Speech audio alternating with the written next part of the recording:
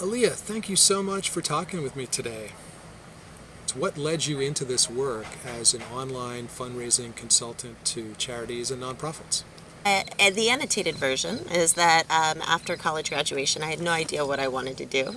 So I went to Caracas, Venezuela, where I was really turned on into advocating for social change and social justice. And so when I came back to the States, I knew that this was my calling. And I got a master's in social work and public policy.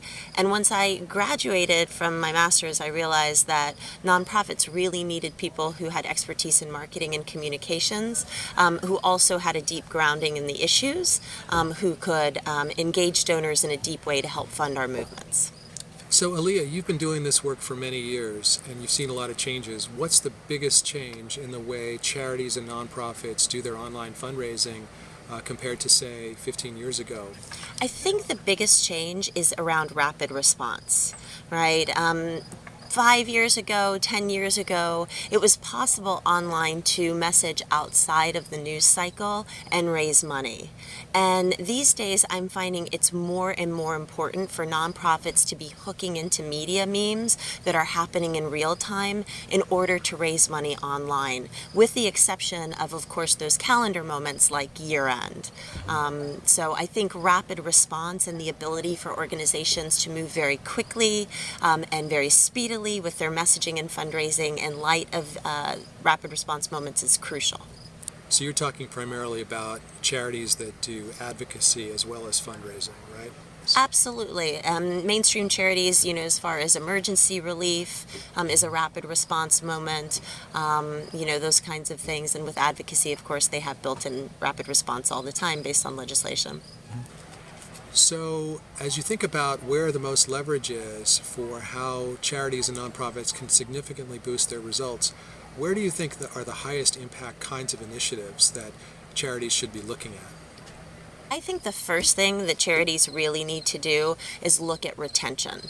First-time donor retention is really in the toilet. According to Target, 3 out of 4 new donors will not return to give a repeat gift to a charity after their first gift. And considering the cost of acquisition and the fact that direct mail acquisition is tanking and online acquisition isn't scaling at the rate to make up for that, nonprofits really need to take a look at their retention strategies. How are they keeping their donors happy? How are they listening to their donors? Are they messaging on what their donors want to hear? It's really crucial that they focus on making sure they don't have a leaky drain in the bathtub. So you and your business partner have recently published a research report on mid-level donors. Please tell me about that report. Yeah, absolutely. So a few years back, Mark and I were doing some research, and it surprised us, this fact we found. We found that among a representative sample of nonprofits, 1% of donors were giving 30% of the revenue.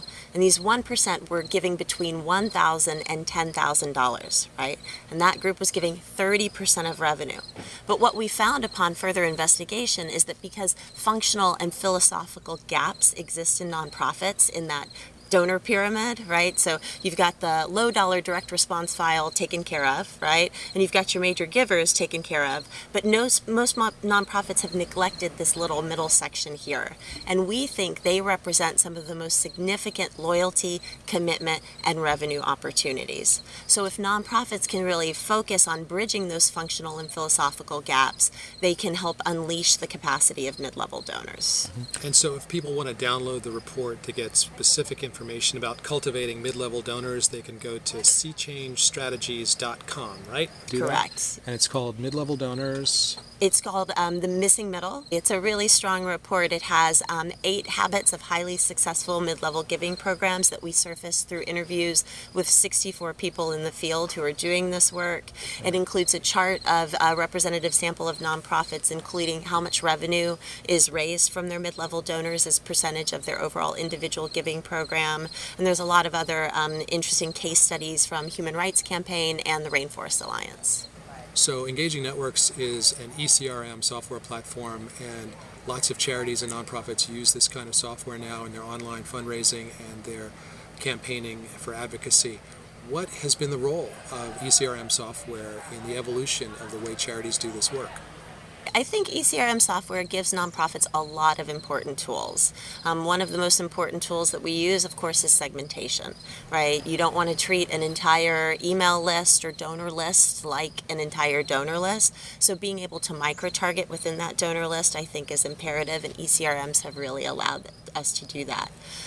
Also speaking about micro-targeting, having drip email campaigns, things that are targeting people based on behavior is extraordinarily important, and I think ECRMs have given us the ability to do that.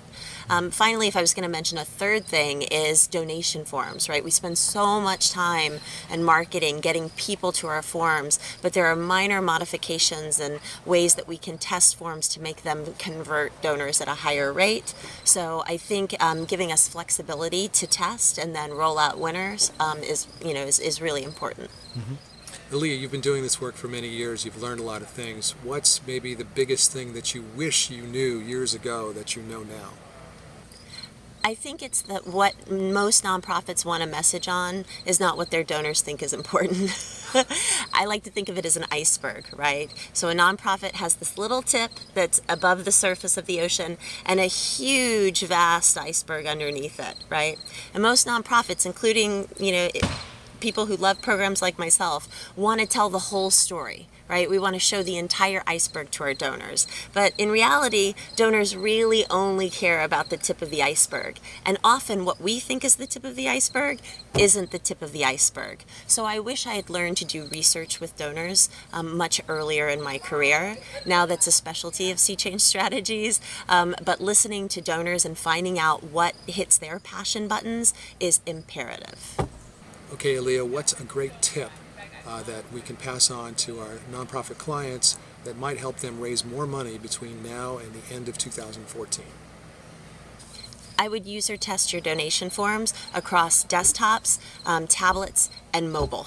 And I would watch 5 people of different ages try to navigate your donation forms and see where the stumbling blocks are, right? I think people could surface 80% of usability issues if they just watched 5 people across across those 3 different platforms complete a transaction. Fantastic. Alia, thank you so much for talking with me today. My pleasure. All right.